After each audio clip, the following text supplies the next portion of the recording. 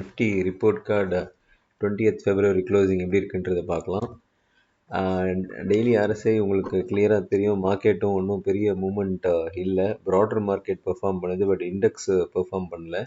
So RSI அதனால் same range, எந்த ஒரு சேஞ்சஸுமே இல்லை. இது எதுக்காக இந்த ஆர்எஸ்ஐ நான் இந்த டெய்லி காமிக்கிறேன் அப்படின்னா, இதில் நிறையா விஷயங்கள் இருக்குது இந்த ஆர்எஸ்ஐயில். அதாவது ப்ரைஸ் மூமெண்ட்டுக்கு ஏற்ற மாதிரி ஆர்எஸ்ஐ போகுதா இல்லையா அப்படின்னு நம்ம பார்த்துக்கிட்டே இருக்கணும். நார்மலாக ப்ரைஸ் மூமெண்ட்டுக்கும் ஆர்எஸ்ஐக்கும் வித்தியாசம் இருந்ததுன்னா அங்கே நமக்கு ஒரு ட்ரேடிங் ஆப்பர்ச்சுனிட்டி கிடச்சிக்கிட்டே இருக்கும். அதனால தான் அந்த ஆர்எஸ்ஐயை பற்றி எக்ஸ்பிளைன் பண்ணுறேன். பட் மார்க்கெட் ரொம்ப ஃப்ளாட்டாக இருக்கிறதால அது அது அது அந்த விஷயம் நடக்கும்போது அந்த டீட்டெயில் நம்ம இன்னும் பேசுவோம். ஏற்கனவே நான் சொல்லியிருந்தேன் ஆர்எஸ்ஐ டைவர்ஜென்ஸ் சொல்லிட்டு. அந்த டைவர்ஜென்ஸில் ஒரு 1000 பாயிண்ட்ஸ் ப்ராஃபிட்ஸ் வந்திருக்கும்.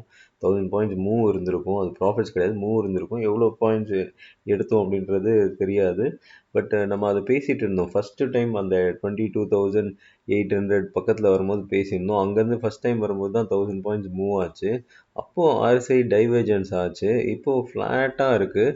மூவிங் ஃபர்தர் மார்க்கெட் மூவ் ஆகும்போது, ஆப்பர்ச்சுனிட்டி வரும்போது இதை பற்றி டீட்டெயிலாக பேசுவோம். மூவிங் ஆவரேஜ் 10, 20, 50, 200 எல்லாத்துக்கும் கீழே தான் இருக்குது. இண்டெக்ஸ் இன்னும் அந்த ஸ்விங் மோடுக்கு வரல. ப்ராடர் மார்க்கெட் வந்தாலும் இண்டெக்ஸ் இன்னும் எதுவுமே மூவ் ஆகலை. ஓகே, நிஃப்டி 50 ஸ்டாக்ஸு இன்றைக்கி இண்டெக்ஸ் எதுவுமே மூவ் ஆகலைனாலும் மூவிங் ஆவரேஜ் 10 நீங்கள் கிளியராக பார்க்கலாம். நல்லா மூவ் ஆகிருக்கு. ஒரு 10லேருந்து ஆல்மோஸ்ட் இந்த 2 டேஸ்லேயே ஒரு 22 வந்திருக்கு.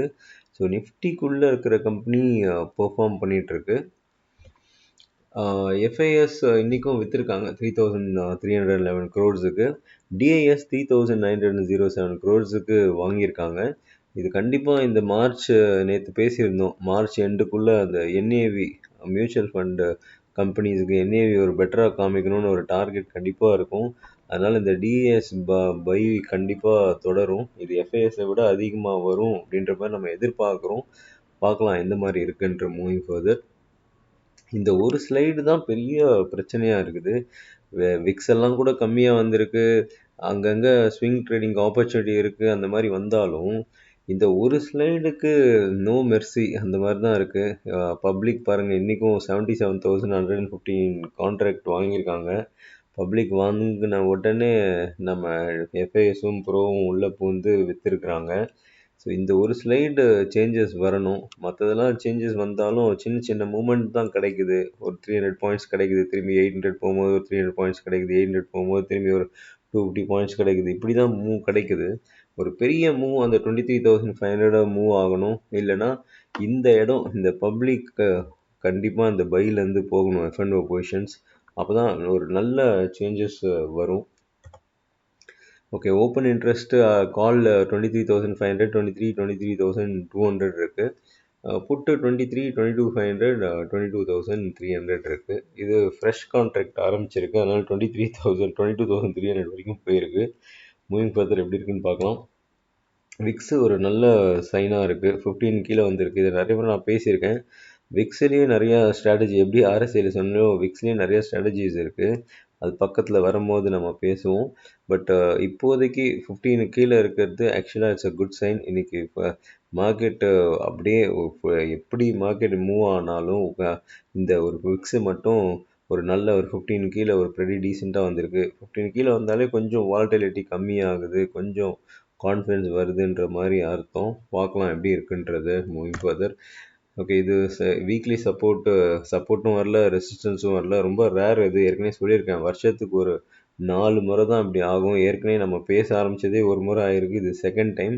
பட் ஃப்ரைடே ஒரு நாள் இருக்குது. அதில் ஏதாவது ஹெவி மூமெண்ட் இருக்கான்னு பார்க்கலாம். இது மந்த்லி சப்போர்ட், சேம் அந்த மந்த்லி சப்போர்ட்டில் தான் மார்க்கெட் ஒவ்வொரு முறையும் பட்டு பவுன்ஸ் ஆகுது.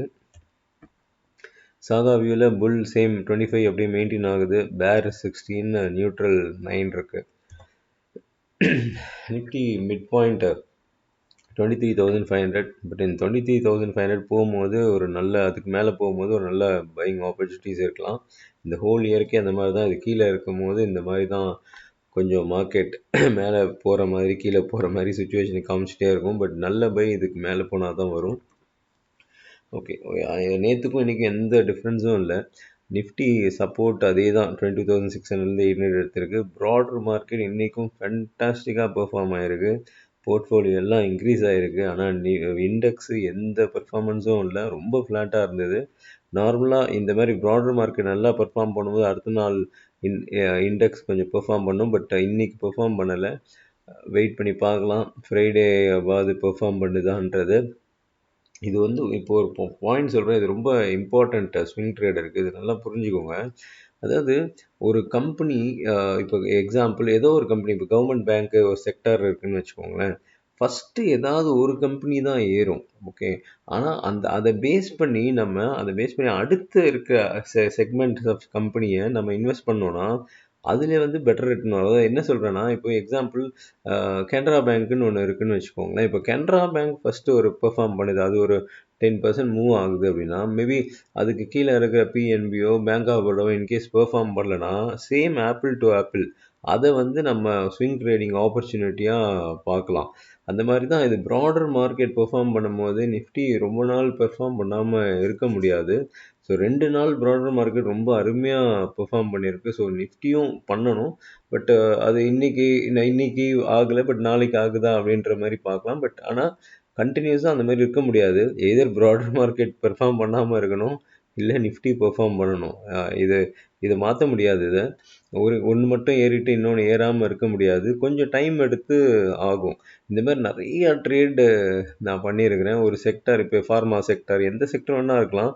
ஃபஸ்ட்டு 1-2 கம்பெனி ஏறும், சம்டைம்ஸ் லீடர் ஏறும். பட் அதுக்கப்புறம் பார்த்தீங்கன்னா நல்ல ஆப்பர்ச்சுனிட்டி கிடைக்கும். அடுத்தடுத்த கம்பெனியில் ஏறாமல் இருக்கும், ஆனால் அடுத்த 1 or 2 டேஸ்லேயே நல்ல ஆப்பர்ச்சுனிட்டிஸ் கிடைக்கும்.